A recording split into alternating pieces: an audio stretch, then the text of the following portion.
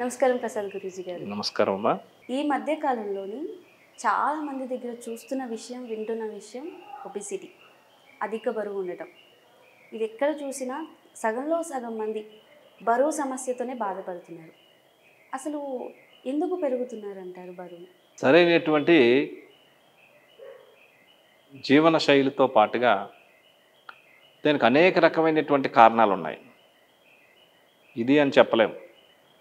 సరైన డైటు సరైన టైంకి తీసుకోకపోవడం వల్ల కావచ్చు, బాడీకి సరైనటువంటి వ్యాయామం లేకపోవడం వల్ల కావచ్చు, లేకపోతే కొంతమంది హెరిడిటరీ వంశపారంపర్యంగా కూడా ఇది వచ్చే అవకాశాలు ఉన్నాయి.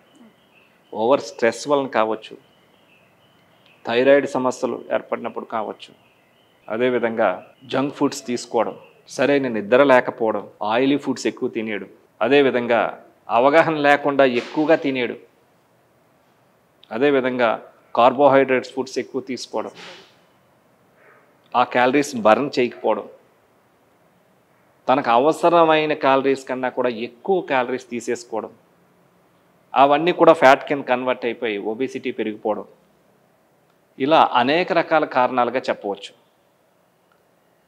సో కాబట్టి ఏ కారణమైనప్పటికీ కూడా మనం శరీరానికి ఎన్ని క్యాలరీస్ అవసరం, దాన్ని బట్టి నేను ఎంత తింటున్నాను అనేటటువంటి అవగాహన చాలా ఇంపార్టెంట్.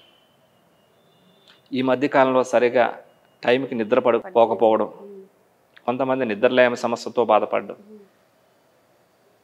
లేటుగా పడుకోవడం, లేట్గా ఎప్పుడెప్పుడో తినడం, ఆ తినేవి కూడా నాన్ వెజిటేరియన్స్, ఇంకా బిర్యానీస్, అదేవిధంగా ఆయిలీ ఫుడ్స్, అదేవిధంగా ఈ బేకరీ ఐటమ్స్, ఈ మైదాకి రిలేటెడ్ సంబంధించినవి, ఈ జంక్ ఫుడ్స్ ఎక్కువగా తినేయడం. ఈ మధ్యకాలంలో సులభమైనటువంటి వంటకాలన్నీ కూడా ఇంటికే వచ్చేసి అందుబాటులో ఉన్నాయి కాబట్టి ఇద్దరు బిజీ కాబట్టి సో ఆర్డర్ పెట్టేసుకుంటే వచ్చేస్తుంది, తినేసాము, ఒక పని అయిపోయింది. కానీ దీని తర్వాత ప్రభావం 10 ఏళ్ళ తర్వాత ఉంటుంది. ఈజీ లైఫ్ స్టైల్ 5 ఏళ్ళ తర్వాత 10 ఏళ్ళ తర్వాత చాలా తీవ్రమైన పరిణామాలు కొని తెచ్చుకున్న వాళ్ళు అవుతారన్నమాట.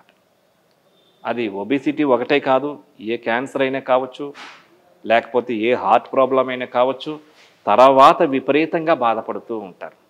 కాబట్టి ఏమి తింటున్నాము అనేది చాలా ఇంపార్టెంట్, ఎప్పుడు తింటున్నాము అనేటటువంటిది చాలా ఇంపార్టెంట్, ఎంత తింటున్నాము అనేటటువంటిది చాలా ఇంపార్టెంట్, ఎలా తింటున్నాము అనేటటువంటిది చాలా ఇంపార్టెంట్.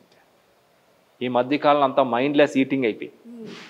అంటే మైండ్ ఒక దగ్గర ఉంటుంది, ఈయన తింటూ ఉంటాడు, మైండ్ ఆ టీవీతో పాటు ఉంటుంది, మైండ్ ఆ ఫోన్తో పాటు ఉంటుంది, ఈయన నాలుగు పనిచేస్తూ ఉంటుందన్నమాట.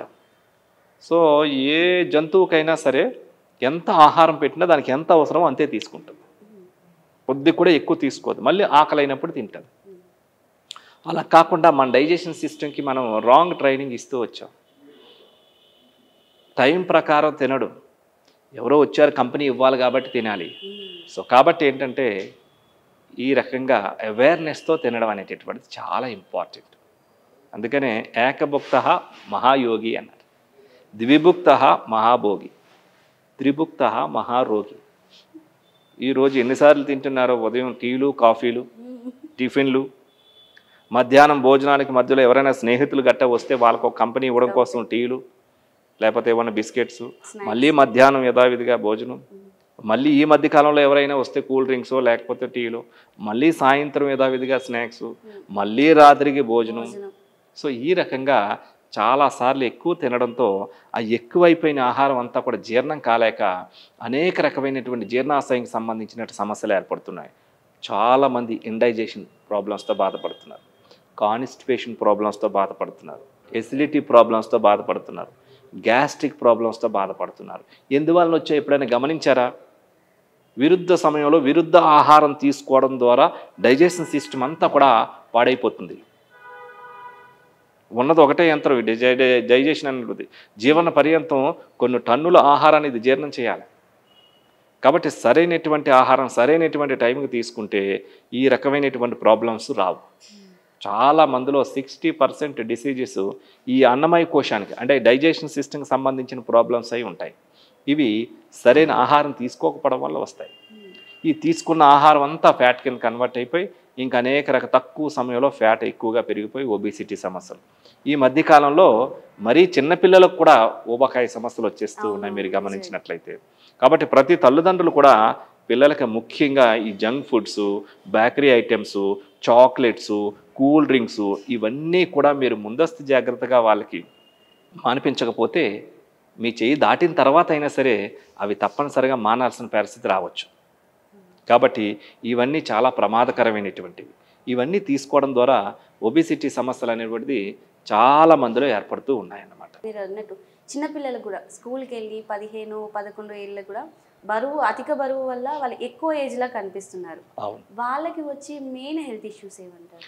చాలా రకాల ప్రాబ్లమ్స్ వస్తాయి. ఇప్పుడు ఒకప్పుడు 40 తర్వాత చాలా మందికి చాలా తక్కువ షుగర్, బీపీ రావడం అనేది.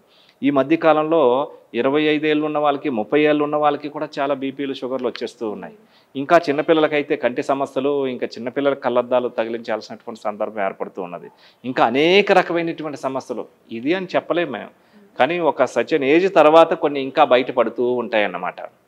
సో కాబట్టి చిన్నపిల్లల దగ్గర నుంచి మంచి ప్రోటీన్ డైటు, మంచి వెజిటేబుల్స్ డైటు ఇవన్నీ తీసుకోవడం ద్వారా ఏమవుతుంటే సమతుల్య ఆహారం ద్వారా శరీరం సమత్వంగా అంటే కరెక్ట్గా హైట్కి తగ్గట్టు వెయిట్ మెయింటైన్స్ చేయడం ద్వారా శరీరం తన అధీనంలో ఉండడమే కాకుండా తన ఆరోగ్యం కూడా తన అధీనంలో ఉంటుంది, తన బరువు కూడా బ్యాలెన్స్డ్గా ఉండి తన అధీనంలో ఉంటుంది. ఓకే, చాలా చక్కగా చెప్పారు గురుగారు.